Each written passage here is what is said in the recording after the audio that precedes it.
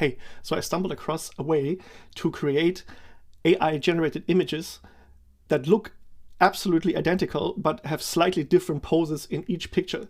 And the way to create these images is so ridiculously simple that I feel silly even making a video about it, and I'm going to show you how you can recreate those yourself. So again, what are we talking about? So this was my first AI-generated image, guy wearing a checkered shirt and chinos.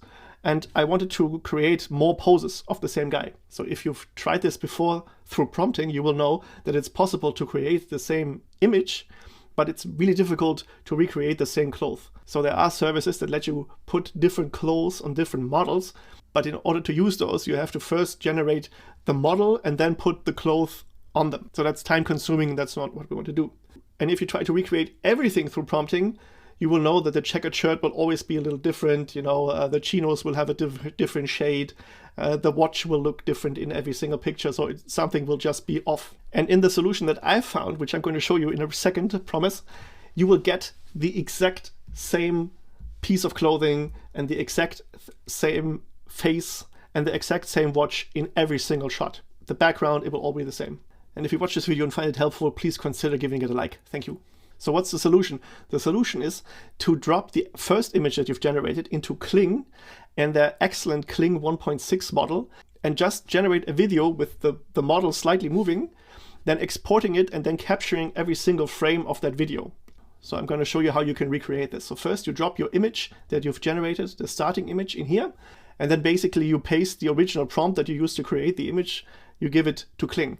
The only thing that you add is something that will create a little motion, like for example, striking a pose or looking to the left or, hardly moving or something like that. So you want Kling to create some motion in the actor, but not to overdo it, like walk out of frame or something like that. And then you head down here to professional mode and go for 10 seconds and generate a count. And that will cost you 70 credits and run about 10 minutes or so to create. So that's the only downside to that method. One generation will cost you around $1. Kling will give you a few free credits so you can try this out yourself though. And if you want to try out different video models, I can recommend this service called File AI.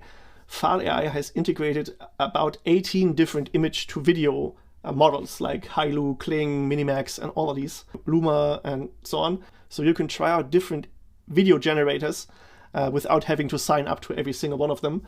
So the way File works is you top off your credits with File once, and then you can use those File credits for every single video generator that you want to try out. All right, and so what do you do to get the actual images? Well, you open CapCut, which is free. You drop your the Kling video in here.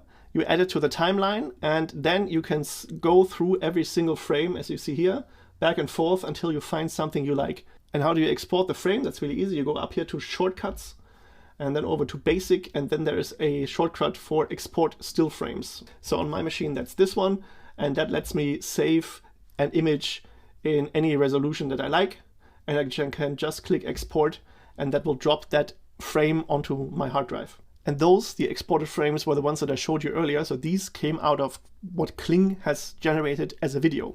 And one last thing, because Kling will only generate 10 seconds of video, if you want to extend that video and make it look seamless, so what you can do is go to the last frame of the first video, export that, bring that into Kling, and use the last frame of the first video to generate a second Kling video. I hope that makes sense. So what that gives you is the 10 second from the first video and 10 second from the new video seamlessly connected to each other. All right, and that's my super simple way to create consistent looking models, consistent looking clothes in different poses in a matter of seconds.